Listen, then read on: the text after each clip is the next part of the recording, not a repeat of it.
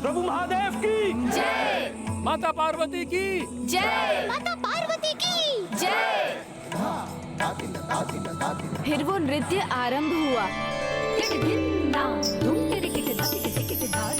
इस नृत्य में पिता श्री शिव शंकर के डमरू के नाद के श्रवण से ऋषि पाणिनि को महेंद्र सूत्र नाम की 14 ध्वनियों की रचना की प्रेरणा प्राप्त हुई, जो संस्कृत व्याकरण का आधार बने।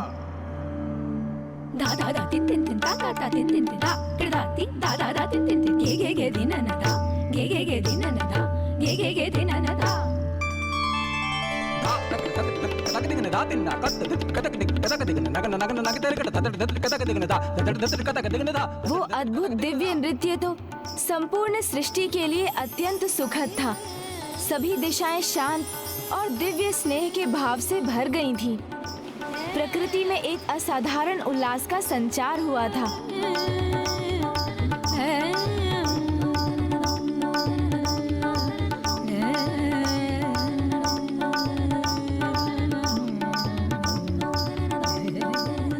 और फिर ऐसा प्रतीत होने लगा जैसे माँ और पिताश्री दो नहीं, एक ही हैं।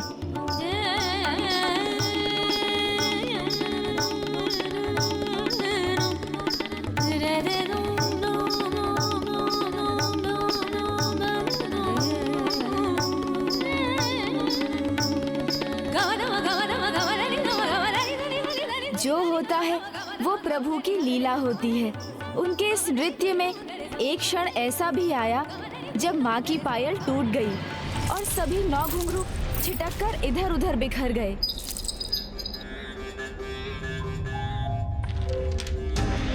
उन दिव्य घुंघरुओं का भी एक विशेष प्रयोजन था।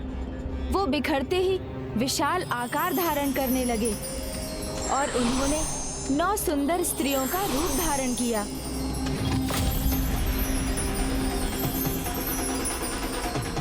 पिता श्री महादेव अभी भी नृत्य के आवेग में थे। तभी उनके मस्तक से श्वेत के कुछ कण गिरे। माँ के घुंघरुओं से उत्पन्न उन 9 स्त्रियों ने अपने हाथों में पिता श्री महादेव के श्वेत की बूंदों को स्वीकार किया।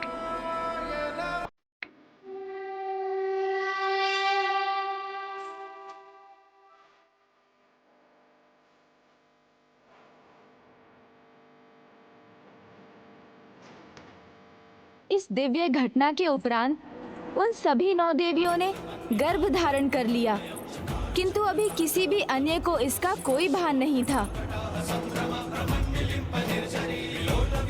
स्वामी ने यह प्रमाणित कर दिया कि वो सर्वश्रेष्ठ नर्तक है, नटराज। मैं तो मात्र माध्यम हूँ देवी, आप स्वयं नृत्य कला है। मैं शरीर हूँ तो आप आत्मा। आपके बिना न मैं हूँ और ना ही मैं नृत्य कला।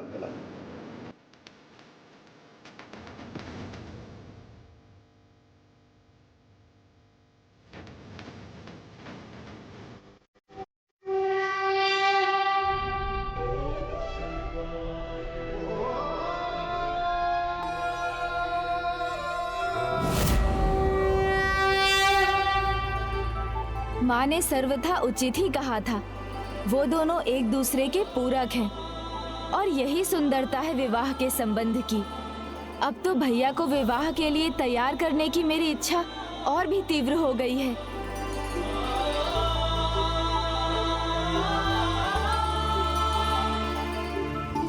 गणेश, क्या हुआ? किस विचार में डूब गए हो तुम पुनः? अब आगे क्या हुआ वो बताओ। आगे ये हुआ कि जब माँ की दृष्टि उन स्त्रियों पर पड़ी तो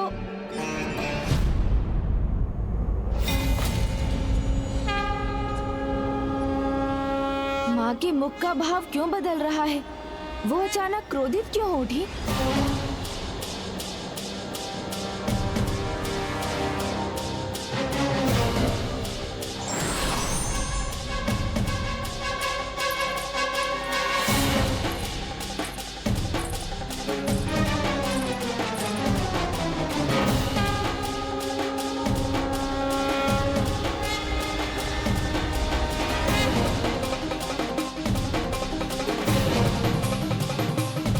प्रणाम स्वामी। स्वामी।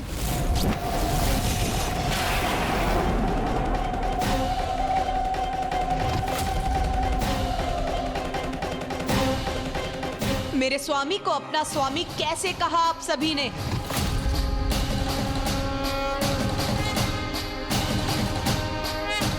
प्रभु महादेव ही हमारे स्वामी हैं। अभी कुछ ही क्षण पहले उन्हें देखते देखते ही हमारा जन्म हुआ।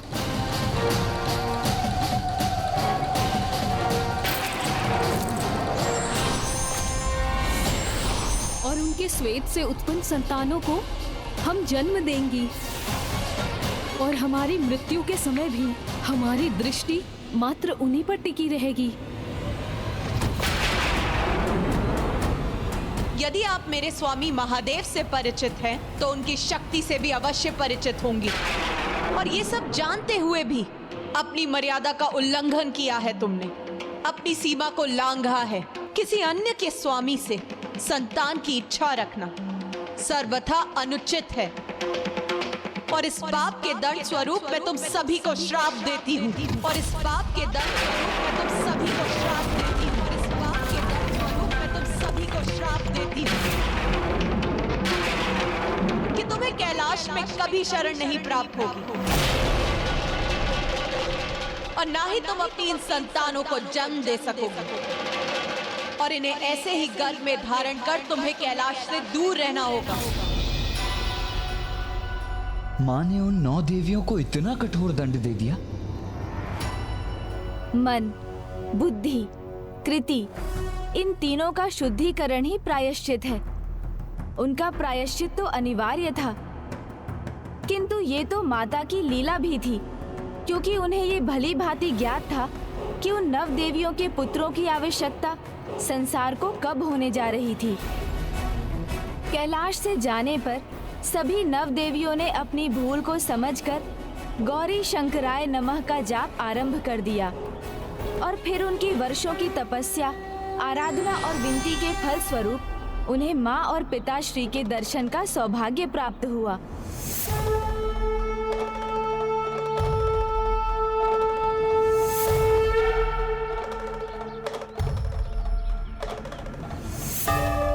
प्रभु, माता, बहुत बड़ी भूल हुई है हमसे। जन्म होते ही माया जंजाल ने हमें ग्रस्त कर लिया। हमें क्षमा कर दीजिए माता, और अपने शाप से मुक्त करने की कृपा कीजिए। प्रायश्चित से प्राणी नवजात हो जाता है। नवजात अर्थात सभी दोषों से रहित, पवित्र। तुम सभी का प्रायश्चित पूर्ण हुआ, किंतु मैं तुम्हें श्राप से मुक्त नहीं कर सकती। किंतु तुम्हारी भक्ति के कारण मैं उसकी अवधि कम अवश्य कर सकती हूँ। संसार में घटने वाली कोई भी घटना अकारण नहीं होती। उसके पीछे कोई न कोई उद्देश्य अवश्य छिपा होता है। जैसे तुम सभी का उत्पन्न होना, श्रापित होना, उसके पीछे एक महत्वपूर्ण उद्देश्य था। तुम सभी के मुख पर जिज्ञासा का भाव ये बता रहा है कि तुम सब भविष्य जानने के लिए आतुर हो। संसार में जब वो परिस्थिति आ जाएगी जब महाअसुरों का आतंक अपने चरम पर होगा, तब उनका अंत करने के लिए मेरे पुत्र देव सेनापति कुमार कार्तिकेय को अकेले युद्ध भूमि में जाना पड़ेगा। तब तुम्हारे पुत्र ही जन्म लेकर देव सेनापति के मुख्य सहायक बनेंगे और अपने जन्म को सार्थक करेंगे। धन्यवाद। और आज जब उस मायावी आसुरी पर्वत ने देवसेना के 7 देवताओं को निगल लिया, तो आप क्षण भर के लिए अकेले रह गए थे भैया। तभी इन सभी का जन्म हुआ।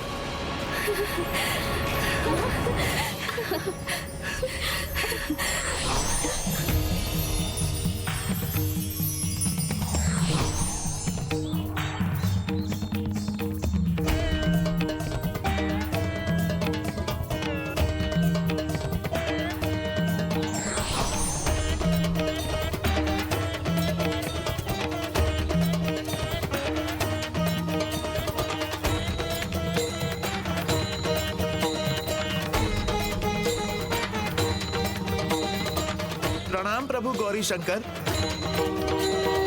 प्रभु शिव शंकर, आप ही की ऊर्जा ने हमें इनके जन्म का माध्यम बनाया है, इसीलिए वास्तव में तो ये आप ही के पुत्र हैं। आप इन्हें अपनी सेवा में स्वीकार करें और आप इन्हें इनके जीवन का मार्ग दिखाने की कृपा करें। महायोद्धा होंगे आपके पुत्र देवियों, वीर योद्धा के नाम से विख्यात होंगे और आप सभी इनकी माताएं नवरत्नों के नाम से जानी जाएंगी। यही है इन 9 वीर बंधुओं के जन्म की कथा और इनमें ज्येष्ठ है वीर बाहु। अर्थात मैंने अपने 9 सिंहास्त्र से अपने ही भ्राताओं पर वार कर दिया। भैया, मैं समय चक्र को पीछे ले जाकर पुनः इस घटना को यथावत कर दूंगा, तब आप अपना अस्त्र लौटाने की कृपा कीजिएगा। किंतु गणेश,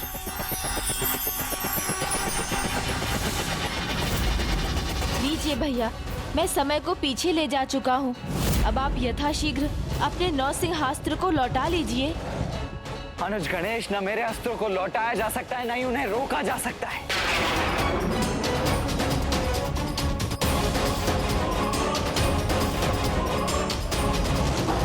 वीर योद्धा कभी अपने कर्तव्य मार्ग से विचलित नहीं होते, चाहे कोई भी चुनौती क्यों ना हो। हमें देव सेनापति कुमार कार्तिकेय तक पहुंचना ही होगा।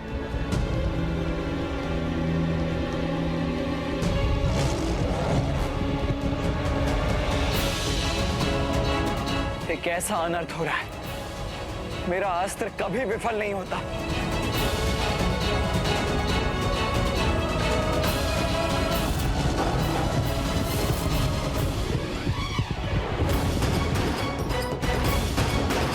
भैया, अपने सामने वाली शिला पर चढ़ जाइए।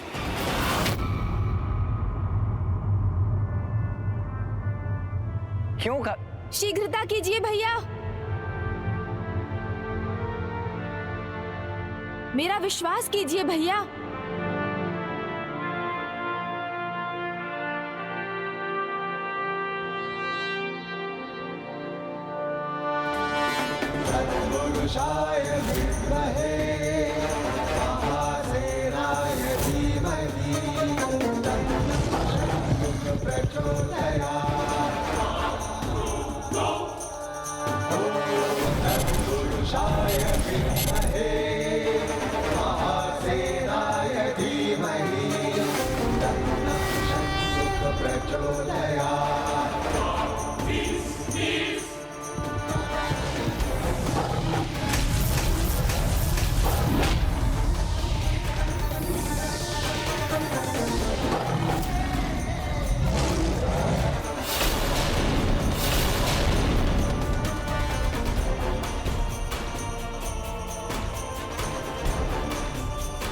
स्वामीनाथ की जय।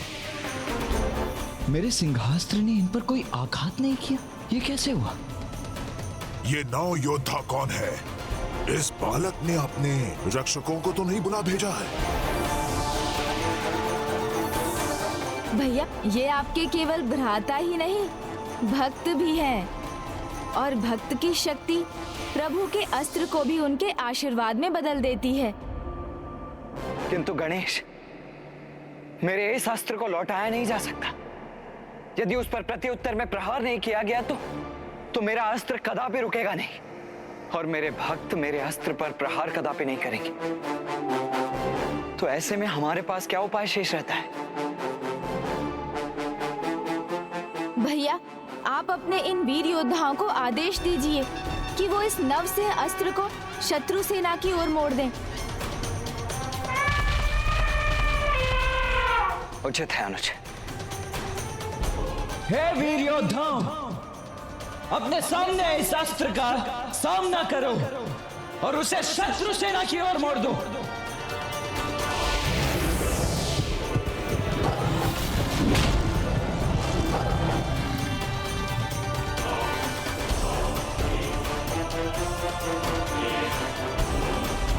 देव सेनापति कुमार कार्तिकेय की, देव सेनापति कुमार कार्तिकेय की। इनका ये जय घोष तो शीघ्र इनकी पराजय के स्वर में बदल जाएगा। मुझे इनका सामना करने दीजिए। मैं अभी नहीं मिटा दूंगा। नहीं, जिन्होंने गजमुखन को चुनौती दी है उन्हें गजमुखन के हाथों ही मृत्यु को प्राप्त होना चाहिए। जब तक मैं आदेश ना दूं, हमारे बीच में कोई नहीं आएगा। उचित है।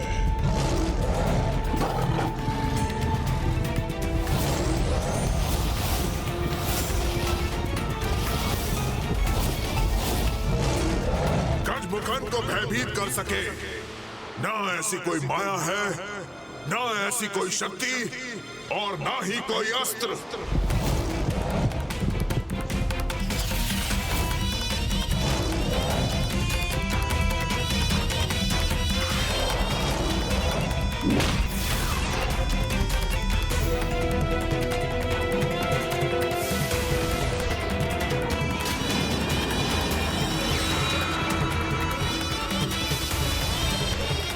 अब आक्रमण मैं करूंगा और तुम सब अवश्य आहत होगे।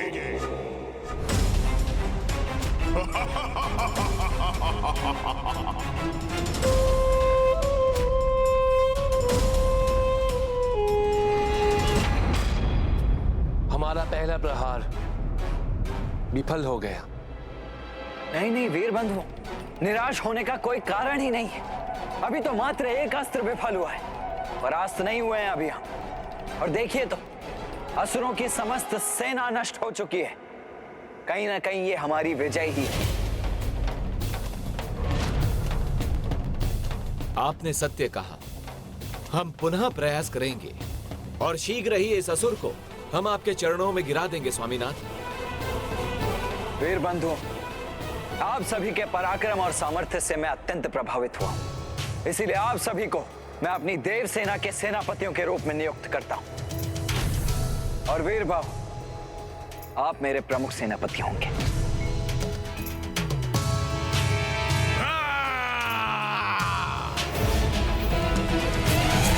आक्रमण की नहीं, तुम्हारी मृत्यु की।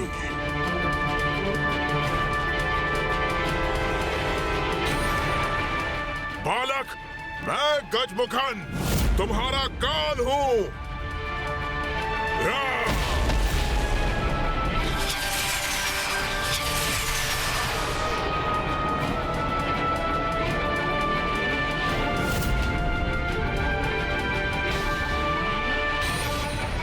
युद्ध के लिए आतुर हो रहा है, तभी इसने यहाँ युद्ध भूमि का निर्माण कर दिया है। अब कोई तुम्हारी रक्षा नहीं कर सकता।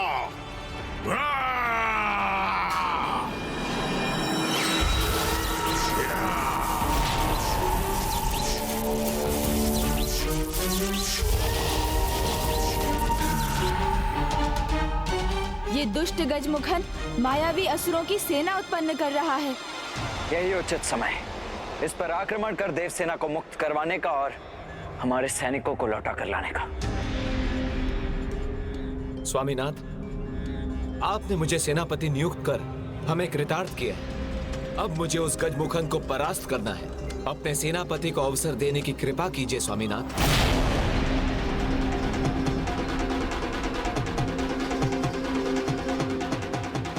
हम अपने सामर्थ्य से इसे परास्त कर अपनी योग्यता प्रमाणित करने के इच्छुक हैं। हम पर विश्वास कीजिए स्वामीनाथ।